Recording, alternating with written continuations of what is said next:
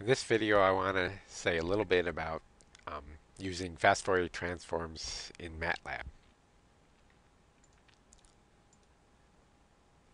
So I'm not going to introduce you to fast Fourier transforms. If you don't know how those work, go to the library and get some books or something. I'm just going to show you how to implement them in Matlab, and I'm going to use some stuff I downloaded from the web to simplify things a little bit. I'll walk you through all that as we go.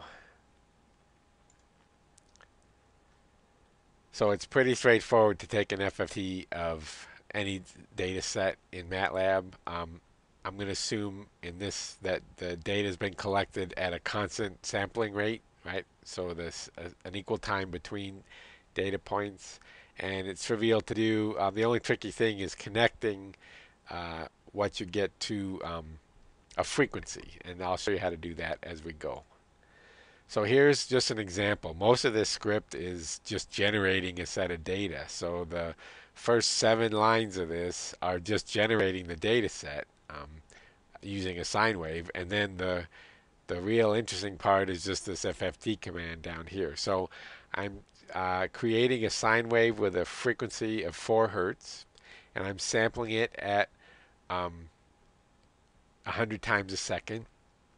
So the sampling period is 1 over 100, or a hundredth of a second. And so I set up a set of times going from 0 to 1 minus that sampling time, incrementing by the sampling time. I set up a number of samples, and then I just calculate the sine function. I picked an amplitude of 2 for no particular reason, but I use f naught as a frequency. So we get this 4 hertz sine wave. And then I just plot the sine wave. But then I use the built-in FFT command in Matlab, and I get the FFT. I get it. The results are complex. Okay, so this Y-freak domain variable contains the complex results for that FFT, and then to plot it, I take the absolute value of those complex numbers and then do a stem plot. And the FFT should pick out these frequencies, so we should get a spike at plus or minus 4 hertz. So here's what it looks like. It may be difficult to see, but you get one spike here and one spike here because of the nature of the FFT. You get this plus or minus 4 hertz. But notice the x-axis here goes from 0 to 100 because I used roughly 100 samples. So it's just plotting versus the sample number. And we don't really want that. We want frequency down here so we can line up these at plus or minus 4 hertz. Now there's a variety of ways to do that. I've chosen to download a routine that does it automatically, okay? But basically it comes out of the sample rate or the period between samples, and from that you can calculate the frequency. I prefer to use a routine that does this automatically. So I got this from blinkdagger.com. It's an interesting blog related to these sorts of things, okay? And on that website I downloaded this routine called positive FFT. It gets rid of this plus or minus symmetry in the FFT, so it dumps out half of the results, and then it returns not only the FFT but the frequency. All right, so I'm not going to go through how this works. All I know is I send it a set of data, time samples, and a period between samples, or a sample rate actually, and then I get back a set of FFT values and for each of those a corresponding frequency. Then we can plot the absolute value of x versus this frequency and get it the way we want it. All right, so check out blinkdagger.com if you want this script. So now we have the same, in this case, 6 commands that generate our values, and then we just call the positive FFT routine using the sample data and the sample rate fs. And it returns y freak d is the FFT, freak range is the frequency. So then we do a stem plot using freak range as the x-axis and then the magnitude of the y freak d as the y-axis. So now we get this. Again, we split off the symmetric part of this, so we're only looking at positive frequencies. The frequency now goes from 0 to 20 hertz, and you can see this big spike at 4 hertz, which is just what you'd expect from a single frequency sine wave. All right, so using that command, it's trivial to do FFTs.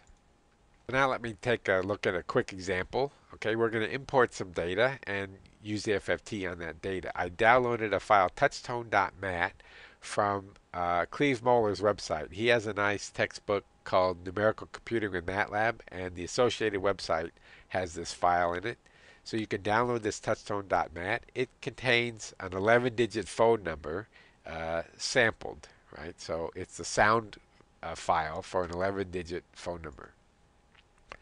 So what I do is I load that file, touchtone.mat. I say load touchtone, and the sample rate is contained there in y.fs. And down here, I take the first 8,000 samples out of there to reduce the 11 touch tone touches to just one. So I take one touchpad press and I sample it. So now Y contains the time sample data, and I can plot that, and it looks like this. Okay, so this is the sound wave for a single touchtone press on a touchtone phone. Now I want to take the FFT of that. Okay, so I use my positive FFT routine on Y using the sample rate, and I do my SEM plot, and you can see there's two numbers which predominate. One is right around 700, and the other one is right around 1200. And it turns out you can figure out which number was touched by connecting these frequencies up um, to the scheme used for touchtone phones. So you can see how each of these frequencies, 697, 770, 852, give you a row in the touchtone touchpad, and these ones 1209, 1336, and 1477 give you a column. So you take the two numbers from this from the FFT of a sample, and again we got 700 and 1200. So the 700 tells us we're in row 1, and the 1200 says we're in column 1, and that means that number touched was a 1.